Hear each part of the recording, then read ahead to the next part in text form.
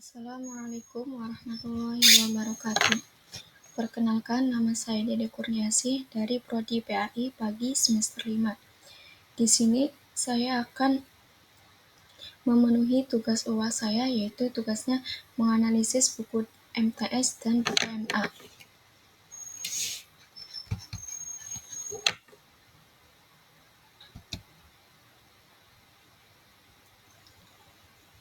Saya menganalisis buku di MTS, yaitu di bab 3, mengenai tentang menggapai ridho Allah SWT dengan sikap dermawan dan menghindari kikir.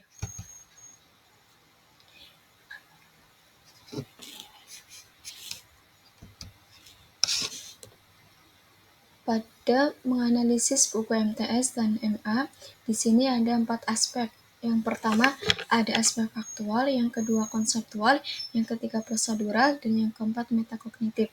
Saya akan menjelaskan dari 4 aspek tersebut.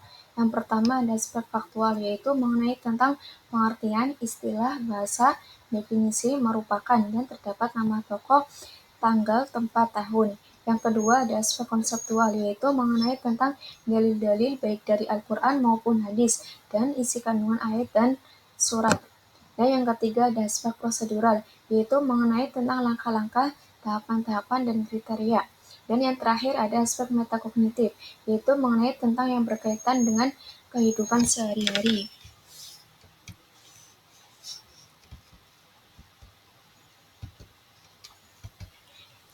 Yang pertama ada aspek faktual, yaitu Allah SWT ciptakan keadaan di muka bumi ini dengan berpasang-pasangan, dengan saling berlawanan, ada siang dan malam,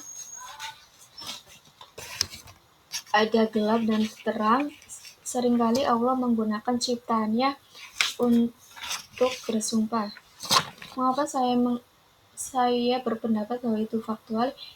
Karena itu ada nama tokoh, yaitu nama Allah, dan itu ada ciptaannya Allah di muka bumi ini dengan berpasang-pasangan dan saling berlawanan, ada siang dan malam, ada gelap, ada terang. Dan dalam Quran surat Al-Lail, yang artinya demi malam apabila menutupi cahaya siang, dan siang apabila terang benderang, dan penciptaan laki-laki dan perempuan itu termasuk ciptaan dari Allah SWT, dan itu benar-benar fakta. Dalam surah Al-Lail, Allah bersumpah demi ciptaannya, yaitu malam dan siang, laki-laki dan perempuan, hal yang saling berlawanan. Ini mengisyaratkan bahwa isi sumpahnya adalah hal berlawanan, yaitu tentang sikap dermawan dan sikap kikir atau bakhil. Itu sudah benar fakta.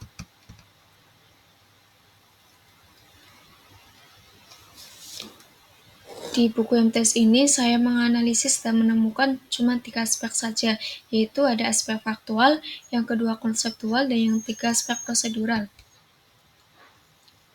Pada aspek pertama, mengenai tentang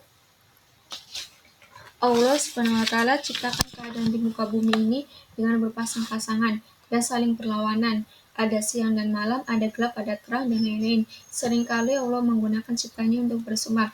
Itu termasuk faktual karena ciptaannya Allah, dan ada nama tokoh, yaitu Allah SWT. Jadi Allah itu menciptakan adanya yang berpasang-pasangan, seperti adanya penciptaan laki-laki dan perempuan.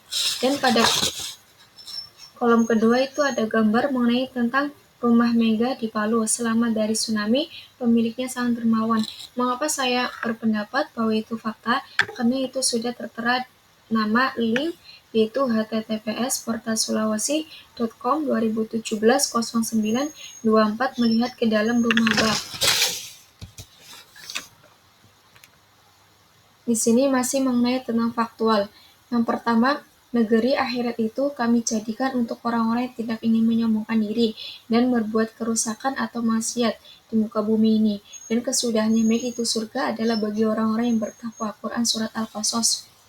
Jadi, mengapa itu fakta? Karena di sini tuh Allah akan menempatkan orang yang bertakwa ke dalam surga, tidak menempatkan orang yang menyombongkan diri dan buat kerusakan atau berbuat kemaksiatan di bumi ini.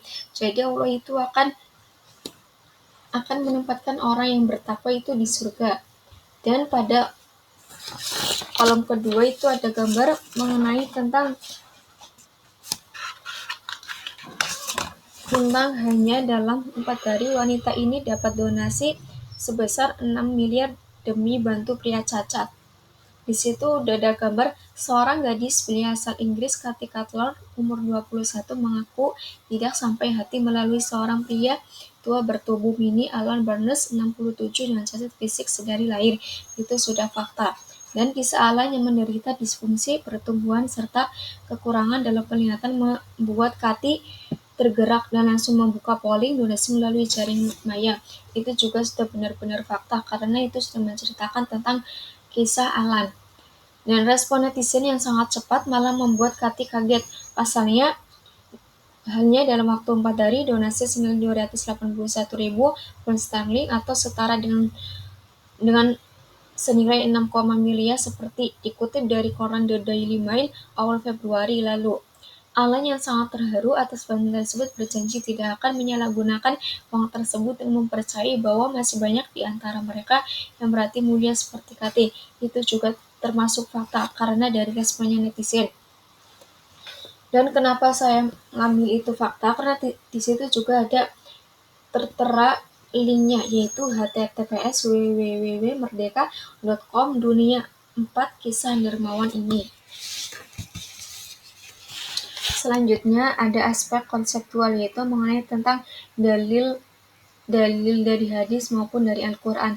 Yang pertama ada dalil janji Allah dan Rasulnya terhadap orang yang dermawan yang berbunyi Bismillahirrahmanirrahim walaili idza yasha wan nahari idza tajalla wa ma khalaqal dzakara wal untha inna sa'yakum lasyatta fama man a'ta wa taqa wa saddaqa bil husna fasanyassiru lil yusra. Itu terdapat Quran surat Al ayat 1-7 yang berarti, dan menurut Abu Fina Imaduddin Ismail yang lebih dikenal dengan Ibnu Katsir dalam tafsirnya menjelaskan bahwa Allah Subhanahu wa taala telah bersumpah walaili idza yasha wan nahari idza tajalla wa ma khalaqal dzakara wal untha inna sa'yakum lasyatta faman a'ta wa taqa wa saddaqa bil husna fasanyassiruhu lil yusra. Itu termasuk konseptual karena dalil tentang Al-Qur'an. Yang kedua, masih mengenai tentang konseptual yang menjelaskan tentang hadis Rasulullah dan kandungan surat. Yang pertama ada hadis yang mengenai tentang Rasulullah menjanjikan kemuliaan dan derajat yang tinggi bagi orang yang dermawan, sebagaimana sabda beliau, Bismillahirrahmanirrahim, an Abi Hurairah an Rasulillah sallallahu alaihi wasallam qala ma naqadha sadaqatun min malin wa ma zanahu law amdan bi'afin illa isan wa ma tawaddu'a ahlu lillahi illa rafa'ahu. Itu termasuk hadis Rasulullah. Dan pada kolom kedua ada Quran surat As-Saba yang berbunyi Bismillahirrahmanirrahim wa ma anfaqtum min syai'in fa huwa yukhlifuhu wa huwa khairur raziqin, yang berarti, dan apa saja yang kamu nafkahkan atau sedekahkan maka Allah akan menggantinya dan dialah pemberi rezeki yang sebaik-baiknya. Quran surat As-Saba. Itu termasuk dari isi kandungan Al-Quran, Quran surat As-Saba. Dan selanjutnya pada kolom ketiga mengenai tentang Quran surat Al-Qasas yang berbunyi tilka darul akhiratu naj'aluha lil ladzina la yuriduna 'uluwan fil ardi wala fasadan wal 'aqibatu lil muttaqin, yang berarti negeri akhirat itu kami jadikan untuk orang-orang yang tidak ingin mengembangkan diri dan berbuat kerusakan maksiat di muka bumi, dan kesudahan yang baik itu surga adalah bagi orang-orang yang bertakwa. Quran surat Al-Qasas. Itu termasuk dalil-dalil dari Al-Quran maupun dari hadis. Yang kedua mengenai tentang prosedural, yang berarti itu langkah-langkah, tahapan-tahapan, dan kriteria. Di sini terdapat 2 kolom. Kolom pertama menjelaskan tentang dalam Al-Quran banyak kita temukan sumpah yang dilakukan oleh Allah, pihak-pihak kebenaran kepada Allah, sumpah yang dilakukan oleh Allah Subhanahu wa taala berbeda dengan sumpah yang dilakukan oleh manusia. Kalau manusia bersumpah biasanya untuk meyakinkan apa yang ia katakan atau lakukan. Tetapi kalau Allah itu tidak butuh itu. Tujuan sumpah Allah berbeda dengan tujuan manusia dalam bersumpah. Jadi pada kolom pertama itu menjelaskan tentang dari kriteria sumpah Allah sendiri dan kriteria dari sumpah manusia. Sumpahnya Allah itu beda dengan sumpahnya manusia. Kalau manusia itu bersumpah biasanya untuk meyakinkan apa yang ia katakan atau lakukan. Tetapi kalau Allah itu tidak butuh itu. Tujuan sumpah Allah itu berbeda dengan tujuan manusia dalam bersumpah. Dan pada kolom kedua mengenai tentang demi malam apabila menutupi cahaya siang dan siang apabila terang benderang dan menciptakan laki-laki dan perempuan. Sesungguhnya usaha kamu yang berbeda-beda. Itu termasuk dari kriteria ciptaannya Allah itu sendiri.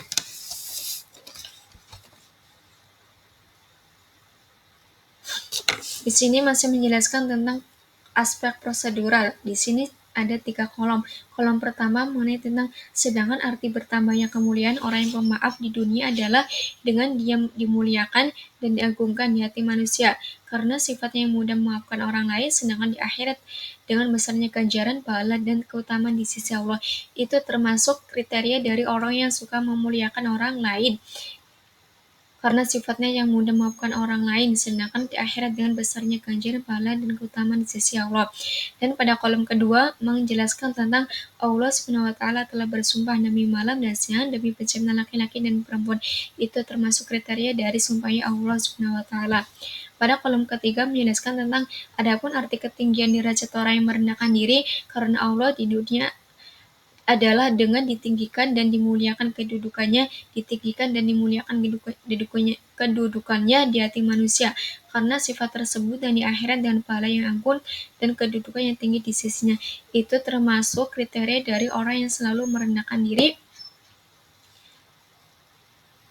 karena di situ merendahkan diri karena Allah di dunia adalah dengan ditinggikan dan memuliakan kedudukannya di hati manusia karena sifat tersebut dan di akhirat dan pahala yang agung dan kedudukan yang tinggi di sisinya. Itu termasuk orang yang selalu merendahkan diri. Selesai sudah saya menjelaskan buku yang menganalisis bab 3 tadi yang di MTS. Selanjutnya saya akan menganalisis buku dari MA, yaitu bab 6 tentang kebenaran Al-Quran berlaku sepanjang zaman. Pada menganalisis buku MA di sini juga ada 4 aspek, yaitu yang pertama faktual, yang kedua konseptual, yang ketiga prosedural, yang keempat metakognitif. Tadi saya sudah menjelaskan dari pertama saya menganalisis buku MTS. Saya menganalisis buku di MA, saya menemukan 4 aspek, yaitu aspek faktual, konseptual, prosedural, dan metakognitif. Yang pertama ada aspek faktual, yaitu Al-Quran adalah kitabullah yang memuat seluruh aspek kehidupan manusia, beserta seluruh hal yang melingkupinya, sejak manusia dahulu zaman belum diciptakan dan dilahirkan, hingga kelak setelah manusia meninggal dunia dan akhir zaman. Betapa luasnya pembahasan Al-Quran dan betapa luasnya kandungan Al-Quran. Di situ sudah jelas bahwa Al-Quran itu diciptakan sebelum adanya manusia sampai manusia itu meninggal dunia dan akhir zaman. Pada kolom kedua menjelaskan tentang manzil dalam bahasa Arab juga bisa diartikan sebagai tempat istirahat. Secara istilah, di sini adalah sebuah sistem pembagian pembacaan Al-Quran untuk memudahkan penyelesaian penghataman Al-Quran selama 7 hari atau seminggu.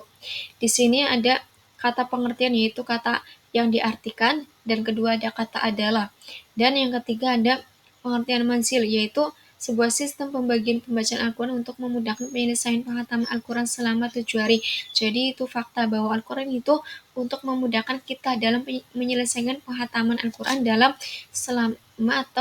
selama 7 hari. Yang di sini masih menjelaskan tentang faktual, yaitu tentang Allah SWT telah bersumpah demi malam dan siang, demi penciptaan laki-laki dan perempuan. Allah menjanjikan balasan terbaik berupa pahala dan surga di akhirat kelak. Di situ juga tertera tentang fakta bahwa itu akan bersumpah adanya laki-laki dan perempuan. Nah, selanjutnya aspek konseptual, yaitu tentang isi kandungan Quran surat Al-Lail dan isi kandungan dari hadis. Pada kolom pertama menjelaskan tentang Quran surat Al-Lail yang berbunyi wal-laili idza yaghsha wan nahari idza tajalla wa ma khalaqa dzakara wal untha inna sa'yakum lasyattaa fa ammal man a'ta wattaqa wa saddaqa bil husna fasanyassiruhu lil yusra.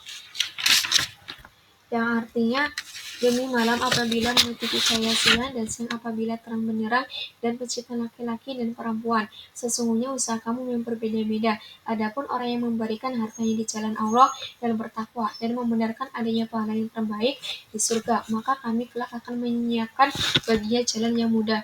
Itu termasuk konseptual karena itu termasuk isi kandungan dari Quran Surat An-Nahl ayat 1-7.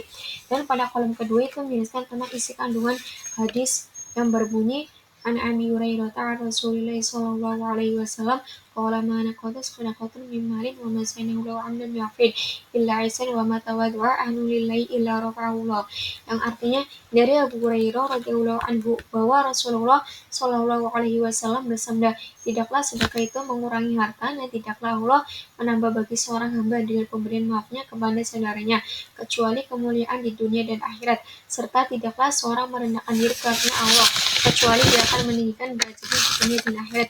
Itu termasuk isi kandungan dari hadis tersebut. Selanjutnya masih menjelaskan tentang prosedural, yaitu yang pertama ada ciri-ciri makkiyah. Di situ sudah tertera bahwa surah-surah dan ayat-ayatnya itu pendek, membahas prinsip keimanan dan akhlak. Ayat yang jika dibaca maka disunahkan kepada pembaca dan pendengarnya untuk melakukan sujud. Dan terdapat qala disebut 33 kali, dan yang terakhir kisah nabi-nabi dan umat-umat terdahulu kecuali dalam doa surat Al-Baqarah. Itu termasuk dari kriteria atau ciri-ciri dari Makkiyah. Dan di sini ada kriteria atau ciri-ciri dari Madaniyah. Yang pertama surat dan ayatnya panjang, yang kedua izin untuk peran dan hukum-hukumnya, ketiga penyebutan tentang kaum munafik, yang keempat penyebutan tentang ahli kitab, yang kelima ungkapan tenang, cenderung prosais, dan tentunya adalah al-pikiran. Yang kelima ada banyak mengemukakan bukti dan argumentasi mengenai kebenaran agama. Yang di sini masih menjelaskan tentang prosedural, yaitu makro yang ditandai dengan huruf ain di sisi kiri atau kanan halaman Al-Quran. Pembahasan ini juga biasa disebut sebagai ruku, dinisbatkan kepada ruku sholat karena dahulu biasanya dibaca setelah Al-Fatihah sebelum ruku pada waktu sholat.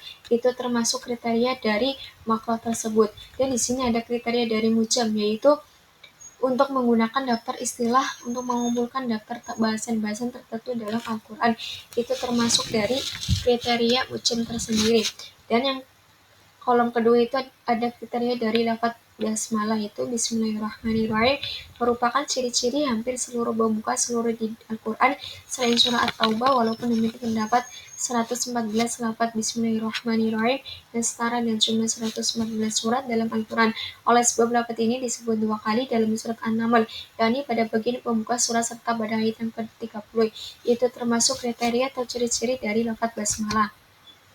Dan di sini masih menjelaskan tentang prosedural, yaitu Al-Quran terdiri atas 114 surat, 30 juz dan 6.214 ayat menurut riwayat Imam Hobbs, 6.262 ayat menurut riwayat Andur, atau 6.214 ayat menurut riwayat Warsh. Secara tradisional bahkan lebih mudah dikatakan bahwa Al-Quran terdiri dari 6.666 ayat. Secara Al-Quran terbagi menjadi bagian 30 bagian yang dikenal dengan nama juz. Itu termasuk kriteria atau ciri-ciri dari Al-Quran, dan kata terdiri itu termasuk dari kriteria. Dan pada kolom kedua menjelaskan tentang para ulama kemudian mengategorikan ayat-ayat yang diterima sebelum hijrah sebagai Makkiyah dan yang diwahyukan setelah hijrah sebagai Madaniyah meskipun diwahyukan di Mekah seperti pada waktu Haji Wada. Itu termasuk dari tahapan-tahapan antara Makkiyah dan Madaniyah.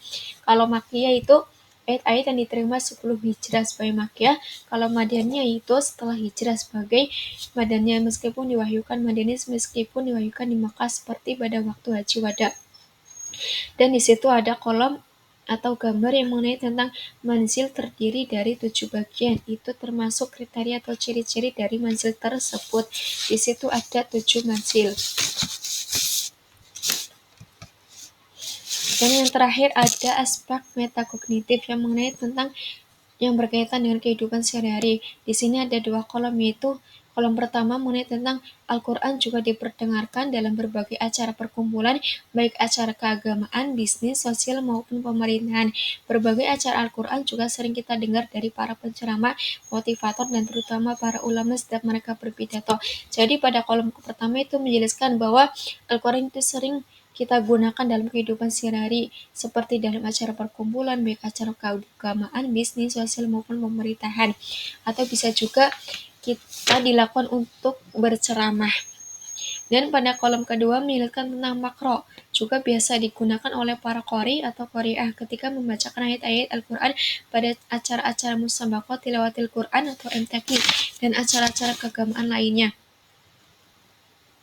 Di sini masih menjelaskan tentang metakognitif yang tentang bahwa Al-Quran itu sering kita dengar di bacaan-bacaan acara atau acara tilawatil Quran, sering kita dengar pada pengajian atau dan lainnya. Cukup sekian dari saya atas menganalisis buku MTS Tani MA. Terima kasih. Sebelumnya, mohon maaf apabila dalam perkataan atau dalam penganalisisnya kurang jelas atau kurang tepat. Saya mohon maaf. Semoga dalam penganalisisnya saya bermanfaat untuk teman-teman dan untuk saya sendiri. Saya akhiri. Wassalamualaikum warahmatullahi wabarakatuh.